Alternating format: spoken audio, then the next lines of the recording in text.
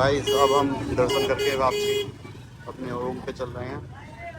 और दर्शन कैसे हुए? बोलने के शब्द नहीं है। कैसे हुए दर्शन भाई जी? ये वृंदावन की गलियों का ट्रैफिक है थोड़ा। जब हम बाके बिहारी जी की अब परिक्रमा करने स्टार्ट कर दिया है हम लोग ऑटो से। कर रहे हैं अभी। ये अपनी पूरी टीम है, पीछे भी है।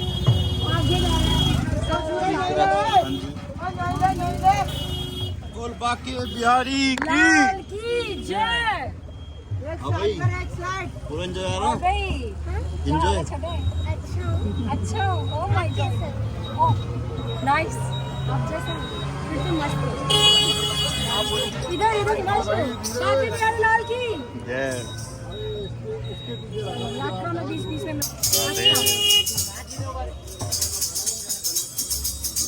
बीच में पूरी टीम है गाइस।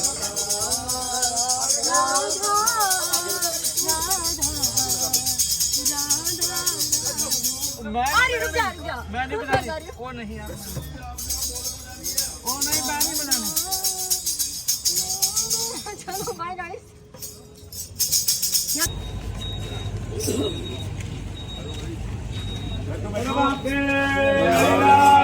की जय, राधा रानी सरकार की जय, लड्डू गोपाल की जय। चुरा दीजिए मेरे काना थोड़ा सा मुस्कुरा दीजिए मेरे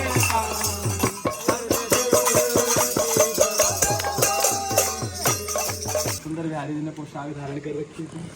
तो एक मैया आई पंजाब की, तो उनके मन में आया कि मैं भी बिहारी जी को कोई पोशाक चढ़ाऊँ, जड़ी मड़ी सी कुछ अच्छी सी बनाऊँ अपने हाथों से। अब ये जैसे उनके मन में आया तो उन्होंने गोसाई जी से बात की कि गोसाई जी क्या मैं बिहारी जी के लिए पोशाक बना सकती हूँ, चढ़ा सकती हूँ? तो बिहारी जी पहन लेंगे उसे। तो उन्होंने कहा हाँ ज़रूर पहनेंगे श्री सरकार, अगर आप बड़े भाव से और प्रेम से बनाओगे तो। अब जैसे ही मैया ने सुना ना कि बिहारी जी पहन लेंगे, मैया ने बड़े भाव से पोशाक बनाना चालू किया। रोज उसमें सुंदर सुंदर वर्क करती और जो थोड़ा सा लगता नहीं अच्छा नहीं लग रहा हटा दो। तो इस प्रकार से मैया रोज पोशाक को सजाती। और शरद पूर्णिमा के दिन का गोसाई जी ने समय दिया था कि शरद पूर्णिमा के दिन बिहारी जी धारण करेंगे। शरद पूर्णिमा का दिन आया, मैया पोशाक लेकर आई बिहारी जी के मंदिर में, गोसाई जी को दी। तो गोसाई जी ने कहा कि माता एक बात का खेद है, आपकी पोशाक आज धारण नहीं हो सकती, कल धारण होगी। तो मैया सुन के हैरान और कहती है क्यों, ऐसा क्या हो गया? तो कहती है वो दतिया के राजा हैं, तो उनकी पोशाक आई है, भरतपुर के राजा थे उस समय दतिया के, तो उनकी पोशाक आई है तो वो धारण होगी। और उनका आदेश है, अगर उनकी पोशाक धारण नहीं की ना तो बड़ी ही दिक्कत हो जाएगी हम लोगों को। अब इतना जब कहा तो मैया को तो क्योंकि वही बात में रीझू गोपाल सु खीजू गोपाल सु, उन्हें गोसाई पे तो कोई गुस्सा नहीं आया, उन्हें तो नंदलाल से बात करनी थी। तो श्री बिहारी जी को बहुत उल्टा सीधा कहने लगी, तुझे नहीं पहननी थी क्यों बनवाई, क्यों इतनी मेहनत करवाई मुझसे, मना कर देता नहीं पहनता तो, क्यों मेरा समय बर्बाद किया, मैंने बड़े लाड से। लेकिन फिर मैया को अपने आप पछतावा भी हो रहा था, तो अपने मुंह पे हाथ रखा और दबोच कर, क्योंकि कहीं ना कहीं बिहारी जी से लाड भी करती है और प्रेम भी करती है, और प्रेमी कभी अपने प्रीतम को बुरा नहीं कह सकता। तो कहीं ना कहीं दुख भी हो रहा था, लेकिन वो अंदर की जो वेदना थी ना वो बाहर निकलना चाह रही थी, भावनाएं। तो उसके मन में था अब क्या करूं। घर गई, कहती ठीक है कोई बात नहीं, तो पहन राजाओं की पोशाक। फिर एक ही बात कह के गई कि साईं के दरबार में राजा रंक ना कोई, साईं के दरबार में एक बराबर हर कोई। बस इतनी बात कह कर गई, लेकिन फिर भी मन नहीं माना मैया का, चली गई। अब गोसाई जी जब श्रृंगार करने लगे, शरद पूर्णिमा का सुबह हुई, तो गोसाई जी श्रृंगार के लिए आए गर्भगृह में। जैसे ही बिहारी जी को श्रृंगार के लिए पोशाक निकाली राजा वाली, तो बड़ी भारी थी, क्योंकि राजा की पोशाक थी, सोने जरी का काम था उसमें। जैसे ही धारण कराने लगे बिहारी जी को लहंगा बांधा, तो सरकार का लहंगा ना बंधे, बार बार गिर जाए, क्योंकि बिहारी जी का मन तो उस पोशाक पर ही था, कहीं ना कहीं अटका पड़ा था। क्योंकि राजा ने तो अहम से भेजी थी, लेकिन प्रेम तो उसी पोशाक में था। लेकिन फिर भी गोसाई जी ने, कि डर था गोसाई जी के मन में, तो उन्होंने जैसे तैसे पहना दी, एक बार को बांध दिया, लेकिन लहंगा फिर भी गिर गया। फिर भी गोसाई जी ने दोबारा बांध दिया, टिका दिया, लहंगा टिका। ऊपर चोली की बात आई, जब चोली पहनाने लगे ना, तो एक हाथ में तो आ गई, दूसरे हाथ में आए ना, फिर दूसरे में आ जाए तो एक में ना आए। और गोसाई जी ने काफी प्रयत्न किए, पसीने आने लग गए, जब थक हार गए ना तो समझ गए बिहारी जी की इच्छा नहीं है। फिर अंदर से आवाज आई कि जो पोशाक देख कर गई है ना उसी को बुला लो और उसी को पहना दो। और जैसे ही फिर एक बार में मंगाई ना वो पोशाक और धारण कराई श्री बिहारी जी ने, एक ही बार में धारण।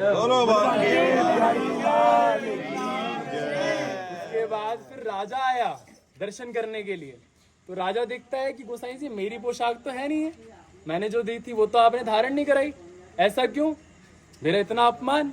तो राजा को गुस्सा आया, तो गोसाई जी ने कहा कि राजन ये गुस्से का विषय नहीं है, ये बिहारी जी का प्रेम का विषय है। यहाँ पर ना सरकार ने प्रेम की बात जानी है। आपकी पोशाक तो बड़ी सुंदर थी और बड़े हीरे मोती सब जड़े थे, लेकिन उसमें प्रेम नहीं जड़ा था, लेकिन उसकी पोशाक मेरा माता की प्रेम था जिसपे मेरे बिहारी जी रीझ गए थे। तो ऐसे हैं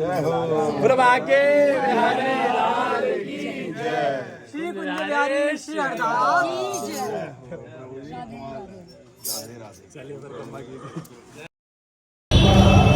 हे गाइस, हाय गाइस। तो मैं निकल रही हूँ वापस, सीज हुए हैं मेरे लिए। तो अगर दोबारा भी मिलना होता है तो उससे तो let you know guys. So guys, हम सोच रहे हैं कि कुछ देख के आए बाहर और जाए और कुछ खाना वगैरह खा लें, कुछ खाया तो है नहीं। एंड लेट्स सी आगे क्या अभी प्लानिंग होती है, बताते रहेंगे, अपडेट के साथ मिलते हैं आपसे। वृंदावन की गलियों में गाड़ी चलाती हुई देखें कैसे कुछ हो रही है। गाइस एक बात बताता हूँ, अभी इन्होंने एक साइड मारी एक को, झूठे वो कह रहा था अरे कौन है वो, देखा लड़की, ओ सॉरी मेरी गलती थी। कितना हरामखोर है ना हिमांशु तू, मतलब मैंने कब मार दी, किसको मार दी? उसने भाई कितना बचा के चलो, मतलब उसने उल्टा खुद बोला कि हाँ गलती मेरी थी इनके बोलने से पहले। तो गाइस अभी हम जा रहे हैं खाना खाने, ये एक रेस्टोरेंट है पास में। कौन सा 11th floor roof top cafe. आ गए हम, ये रहा वो गाड़ी कहाँ लगानी है? गाड़ी आप साइड में लगा दीजिए, रोक लीजिए। हाय गाइस, हाय। तो आप लोग आए हैं 11th फ्लावर्स में और यहाँ का खाना बहुत टेस्टी है यार। प्रमोशन नहीं कर रही हूँ, ठीक है। यहाँ पे रात आए थे अपन लोग सारे, बीपी सर और उनकी सारी टीम वगैरह और हम लोग और भाई me, and we had good dinner. तभी मुझे इसके बारे में पता चला कि भाई यहाँ पे अच्छा खाना भी है, तो खाना भी ऑर्डर किया है, देखो क्या आता है। मेरा भोला हमेशा 24 घंटे लड़ने के मूड में रहता है, हाँ देख रहे हो गाइस, 24 घंटे लड़ता है मेरे साथ। आवाज़ तो है ना गले में। ये बहुत प्यारा व्यू है यहाँ का, और कोई भी नहीं है रेस्टोरेंट में, कोई भी नहीं है अभी, बहुत आरा लोन। हाय गाइस, हाय। तो मैंने लड्डू को ले लिया है, लड्डू मेरी गोदी में बैठा हुआ है, ये देखो भैया माँ। तो मैं और हिमांशु भी लड्डू को लेके जा रहे हैं जी। हिमांशु कैसा रहा हमारा सफर, कुछ बताना चाहोगे?